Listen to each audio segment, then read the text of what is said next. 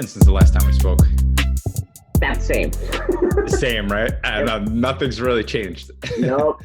I mean, I don't even know what day of the week it is anymore. I rely on my kids for that, which is a problem. Yeah. Yeah, all things considered, not too bad. Yeah, cool. So I mean, I just wanted to get together, chat about, I see with like a lot of my restaurant owners specifically, and sometimes with contractors, Yep. the AD before Corona, the ADA issue was starting to it's to me anyway, it seemed like it was getting larger and larger and larger with the ADA lawsuits on the website. Whether their location was handicap accessible or not. Yeah. And just a little over a year ago, I'd say I just learned that EPLI policies can actually cover some of those things, as long as they have a third party endorsement and all that fun stuff that'll put 99% of people asleep. So, I started looking into it a little more, and I just thought now with coronavirus and people potentially, some people have gone back to work, but there are still a lot of people that are at home. So what do you think's like, as far as employees having to return to work, what's like the biggest issue you're seeing? Oof. A loaded question. Yeah. Yeah, I mean, look, as of right now, I think the main issue that a lot of employers are dealing with are things like the people who, we're starting to reopen, but Yeah. employees are saying, you know what, I'm not ready to come back for one of a whole host of reasons. Things like I have, an underlying diagnosis, which, if I got COVID would be a problem, or I'm a caretaker for somebody who is disabled, or the thing that most people are facing right now, at least for the next couple of weeks, which is schools are closed. I don't have anybody to watch my kids. What am I going to do? That's probably the biggest concern that people are having across the board from For employers. sure. Yeah, and each one of those situations, you have to address them differently depending on what the underlying issue is. But that, I think, is the largest struggle that a lot of employers are facing. Yeah. I mean, if somebody has, let's say somebody has two kids that are home because they're not in school, and Me? like does the employer have the right to fire somebody? I mean, I know every situation is different, but. Well, I mean, it depends upon the employer, right? Like, Okay.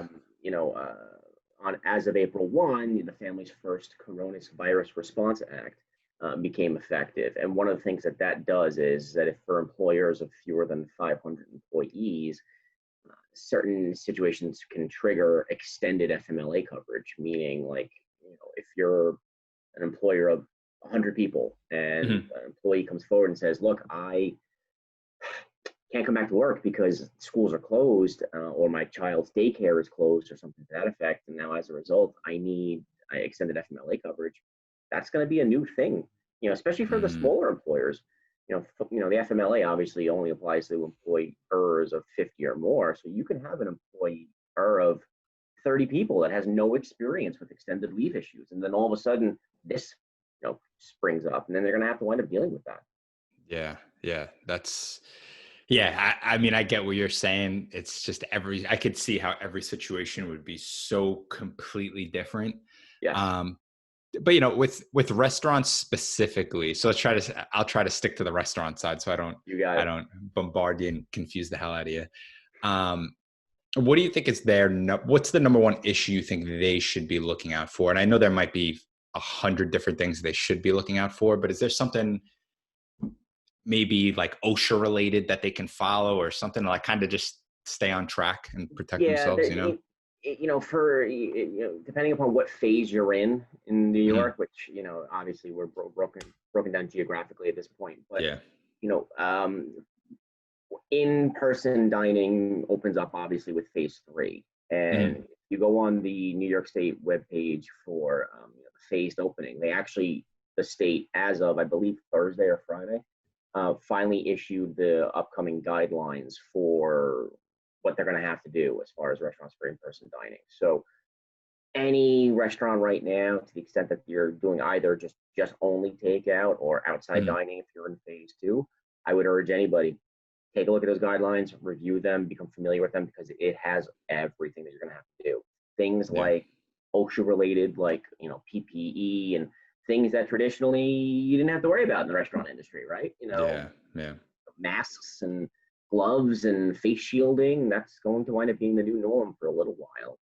Yeah, my wife. Something- Oh, sorry, you cut okay. out for a second. I was just gonna say my wife and I went to outside dining near our house the other day, and it was it's pretty strange. They got the waiters wearing gloves, the masks. They have disposable menus. Yep. It's definitely all the tables are separate. They give you like a time limit. Hey, you can only spend, I forgot what it was, like an hour and 15 minutes at each table or something like that. Yeah, I mean, Um, gone are the days of what all of us probably did in high school, where we all loitered at diners for 2 or 3 hours. Those days Yeah, are yeah, gone now. that's that. So, what do you think? What do you think restaurant? What do you think's the biggest issue for restaurants now on the EPLI side of things? So, as far as like wrongful termination, like what do you think they should be worrying about the most right now? Yeah, I mean, I hate to sound like a gloom and doom type of person, but I mean, Yeah. restaurants in general really should be concentrating on COVID compliance.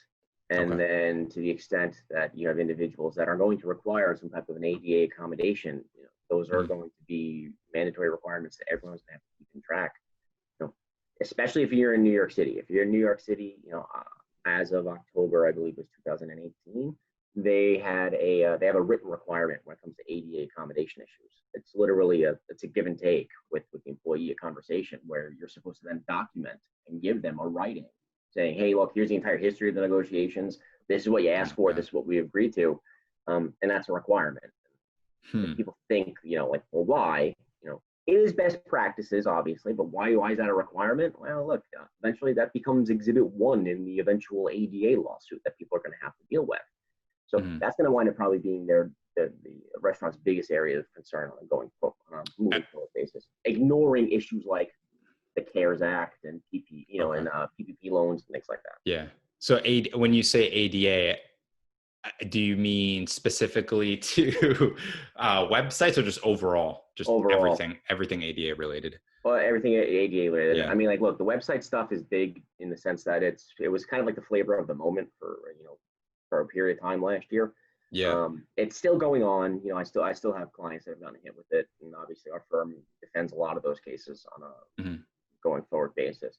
But the website issue is relatively an easy fix in the sense that Okay. you just need to make sure that you're hitting the guidelines as far as access and things to that effect. But the COVID stuff, the overall accommodation issues moving forward, that's going to wind up being probably taking up the lion's share of restaurants, businesses on a going forward basis. I just had a conversation with a friend of mine who operates a diner in the Albany area, and I've known that guy since college. And he's same exact issues. He's calling me up, as a friend, and asking me Hmm. questions like, what do I do about the CARES Act? What do I do about COVID compliance? What do I do about bringing people back? What if somebody refuses, or what if somebody can't come back? What do I do? And those are the practical things, because at the end of the day, that's the lifeblood of their business. If you can't get people in the door to work, the customers aren't going to show up, and then what do you wind up doing? It's a scary proposition. Yeah. Yeah. And now what happens as an employer? You what? I mean, let's say somebody doesn't want to come back to work because they're getting this unemployment, right? And they're getting the extra 600 on top of whatever the max is, Yep. and they don't have any kids, but maybe they're just trying to, I don't know, I don't want to say stall, but maybe they just don't want to come back because whatever the case is going on. Like you said, it could be one of a million different Yeah. things. If As this the is yeah, if it's like the stereotypical, which is like what we are hearing from clients, not just the yeah, restaurant industry, but across the board, you get people saying, "I make more money on unemployment. Why would I bother coming back now?" yeah, Um, yeah. and they might be right, but I guess the good part is that, well, that sunsets, right? As of right Mhm. now, July 31st is the expiration for that extra $600 federal enhancement for unemployment. And everything I've read and seen, there's really no indication that that's going to get extended. But who knows? When does that end? July what? July 31st. Okay, So in about 6 weeks, that problem kind of solves itself, right? that's true. Yeah.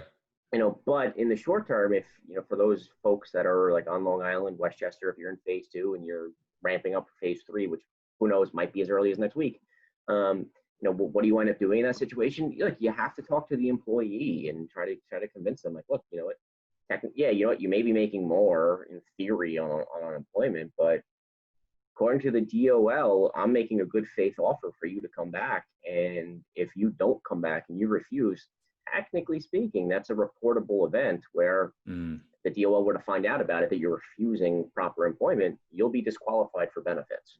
So you'll gotcha. lose everything. Just Mm, come on back to work. Because yeah. that's the struggle right now. Okay, I have a lot of clients that are trying to get people back for CARES Act purposes in order to maximize loan forgiveness, and sometimes the employees are refusing, and it's a bit of a struggle. Yeah. And what can the employer do to protect himself? He just, I mean, I know he can document, but does he have to write it down somewhere specific? Like, can he Well, just make like a note on his computer, or does it have to be, you know? yeah, I mean the latest guidance when it comes to the CARES Act is that you should be giving the employees a written offer of employment and give Mm, them a reasonable period of time by which to respond. I So, gotcha. and it's a little fact specific, but I wouldn't say necessarily recommend saying something like, "Oh, okay, here's an email. You're back in 9 a.m. tomorrow morning." Yeah. That's really not necessarily reasonable because there are folks out there who are going to have to juggle some things like childcare or anything else. Yeah. Um, yeah, I mean, definitely document, because you also, in order to maximize the loan forgiveness, you want to be able to show that good faith effort of, hey, look, I offered this person their job back and they just didn't come back. Hmm.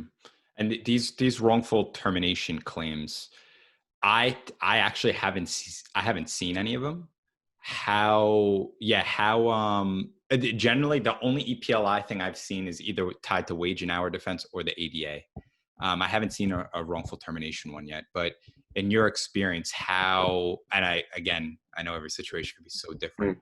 but are they something that generally like lingers in court for an extremely long time, or how do those like situations usually pan out? I mean, it depends. I mean, it's, Yeah. what you call wrongful termination it could be anything. It's the stereotypical, I got fired from my job and I think it's because of my fill in the blank, whatever the Yeah. protected Yeah. characteristic is. And that could get resolved in a whole host of ways. Could be an attorney demand letter where you get a threat of a lawsuit. Could be filing with an administrative agency, and right now the administrative agencies are inundated and delayed because of Hmm. COVID. Okay. Or it could be eventually a lawsuit. I mean, if you go the stereotypical route, it would be something like filed a complaint with an administrative agency like the New York State Division of Human Rights or the EEOC. Hmm. The EEOC has exclusive jurisdiction over it for at least 6 months. And then Okay. eventually you will get, as the plaintiff, a right to sue letter, which basically allows you then to go ahead and file a federal lawsuit. And then once you're in federal court, yeah, it could be a year and a half, 2 years. I mean, it could be a lengthy situation, which is why any time, and this is the struggle with that a lot of small businesses have, Hmm. anytime you make an adverse decision when it comes to an employee, whether it be demotion, suspension, disciplinary action, or termination, make sure you have a legitimate, non discriminatory business reason for doing what you're doing. And then make sure that that reason is documented somewhere because that becomes your best defense when you're dealing with these cases on a going forward basis. Because if these things can take 2, 3 years, what are you going to be able to say in a deposition 2 or 3 years from now? Like, oh, do you remember what happened on that particular day?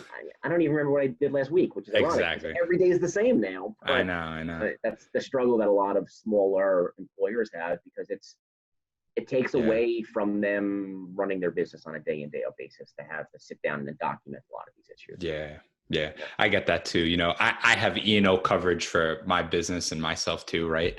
Mm, And that's something I learned early on in my career is just, I remember somebody telling me, Sean, document everything. You talk to somebody on the phone, they said they wanted this coverage, just put in writing in your system, yep. spoke to blah, blah, blah, this date, and, document it all. It's super tedious. I can only imagine for like a restaurant owner, they're super busy running around. Like the last thing they want to do is hop on a computer and like, Yeah. write some information in to remember it. But Or like an yeah, order pad, this guy ordered a chicken parm sandwich and then, oh, by the way, I fired Tim. Yeah, yeah, something like that. Yeah. exactly. But let's go over to, because I wanted this to be like a, Mhm. a quick one today. I got to know you from the last one. Yep. But wait, let's move over to wage and hour defense, because Sure. this is something that I've heard of a few times before, and specifically employers worrying about, they have a manager working for them. They're working overtime, but maybe it's not being documented that they're working overtime, and then they leave. and then say, hey, I worked all these overtime hours and never got paid for it. And if there's no documentation, the employer's kind of on the hook. I mean, that's what it seems like. Yeah, Um, it's a struggle, when it comes to the wage and hour cases, especially in the restaurant industry and the hospitality industry in general. That tends to be problematic because there's even more wage and hour issues that an average, retail style employer is not going to have.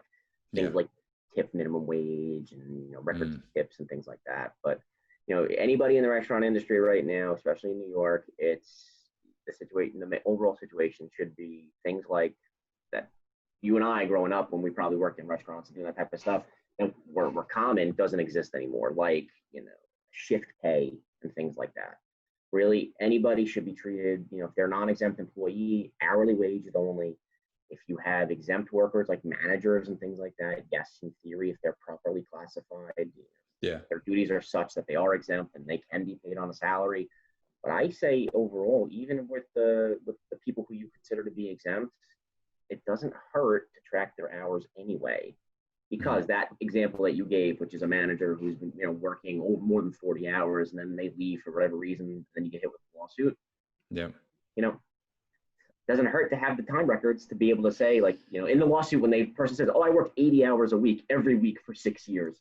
Well, not really, because here's the time records. You worked 43 hours a week Yeah. on average. That helps. Yeah. So what are you seeing the more sophisticated places doing? They have like facial recognition scanners to like clock them in, or what are they using to kind of clock in? Just Suddenly time it's, cards. yeah, it's a new latest version of Blade Runner or something like that, right? Th- No, what a lot of employers are doing, they're still doing, this the traditional punch clock, and by maybe even some of them are using biometric scanning purposes, just to be mm, able to track their time, which Yeah. that's handy, that's good. I think everybody should do that. Especially in New York, statute of limitations is 6 years. So if you have these wage and hour records, Wow. when it comes to payroll records and time and attendance records, keep them.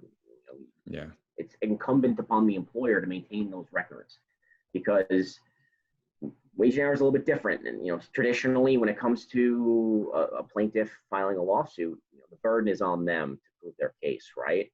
But when it Mhm. comes to a wage and hour case, it's a little bit different in the sense that the law puts the obligation on the employer to maintain the records. Mm. So you need to keep them.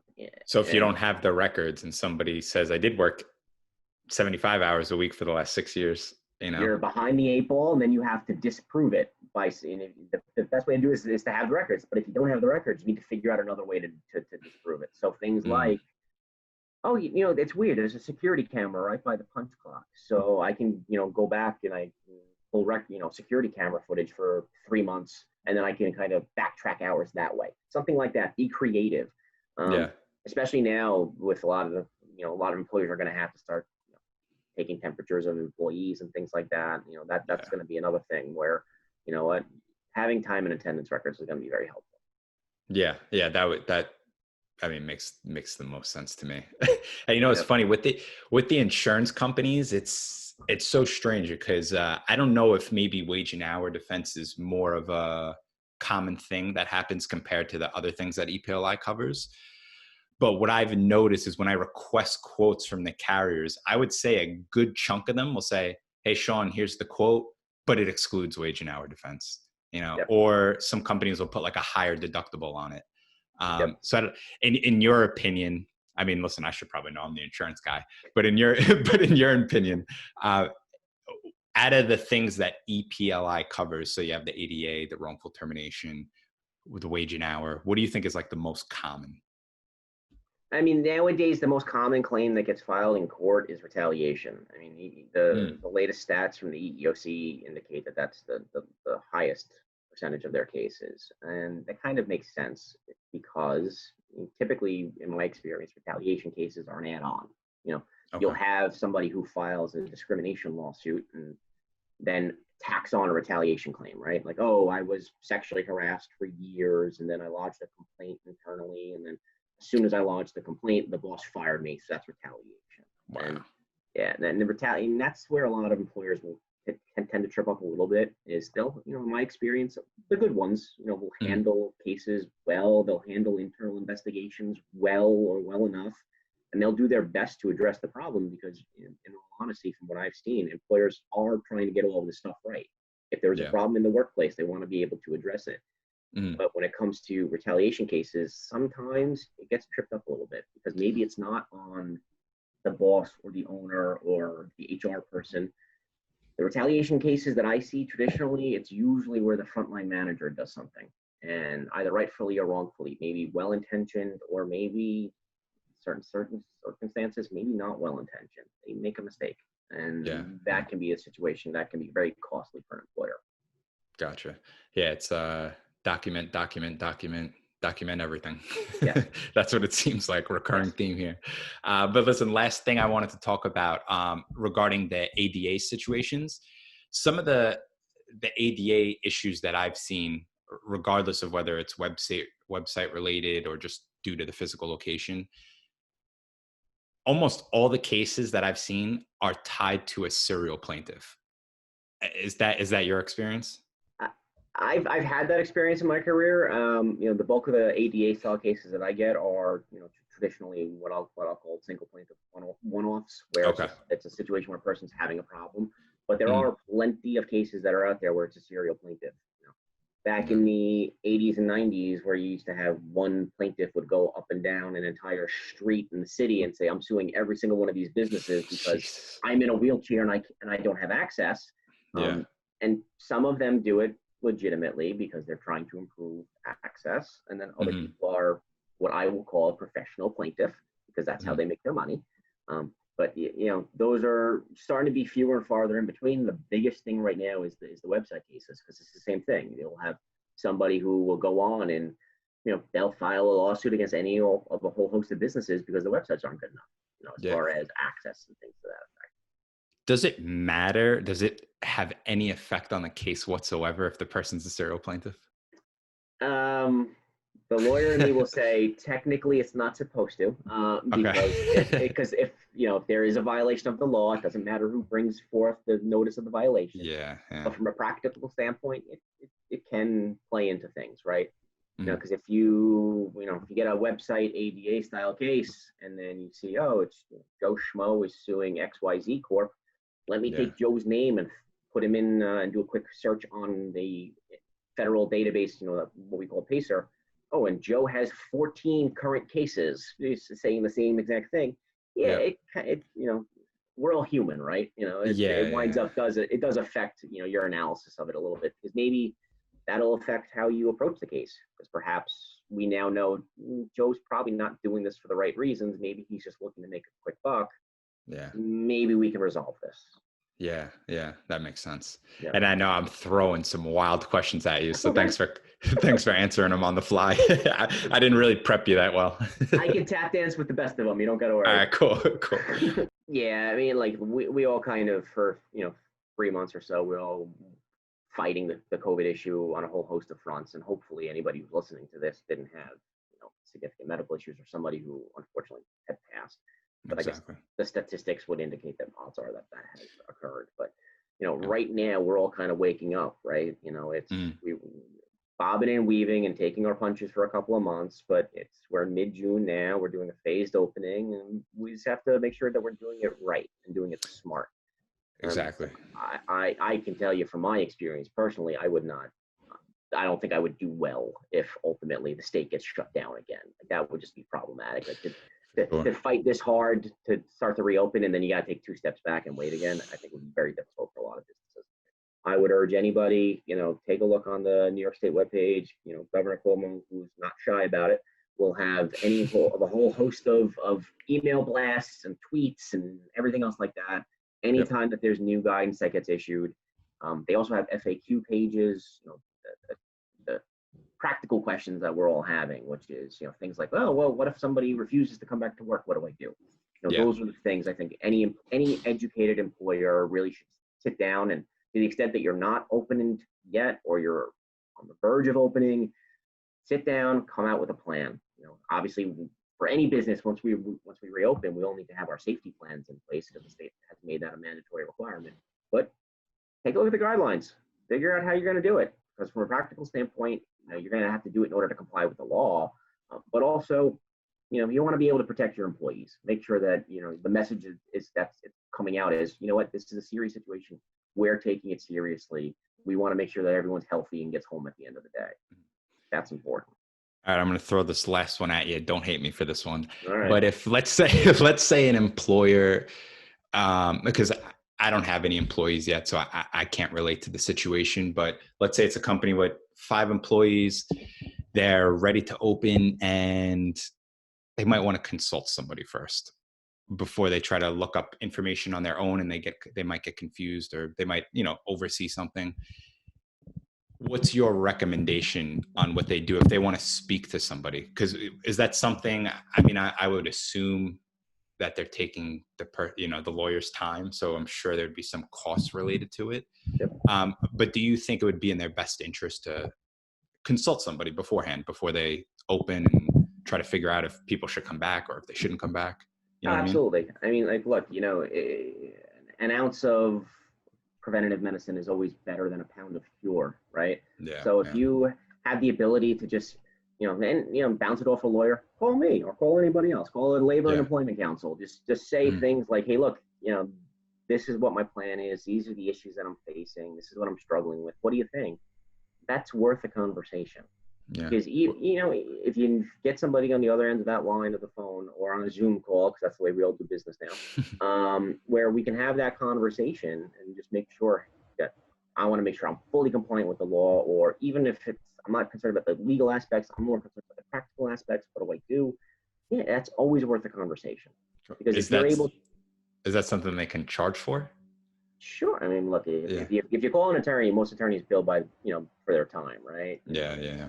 You could have something where it's arguably maybe depending like a quick question, something like that. But yeah, if you have, certain things like since you sell EPLI products, have your clients check with their carriers, because what a lot of carriers have is they have hotlines where you can have access, and it's an add-on to your policy, and it's free, where you can call an attorney based upon the hotline and ask questions. Like, here for us at Jackson Lewis, we respond to hotline calls day in, day out. I think since we've been on this call, I've gotten 2 emails about them. So it happens. And that could be something where if you have a smaller employer, and they're very cost conscious because everyone's watching their bottom line right now.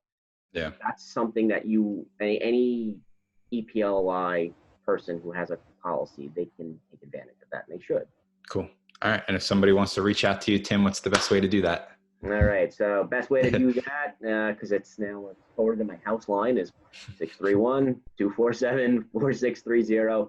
Go to jacksonlewis.com. You can look us up, or just go on the website in general. There is a whole host of information, especially COVID related, where you can get updates. And as these new regulations come out, as new guidance comes out, we're writing articles on them, we're educating people about them. It's a good resource for you.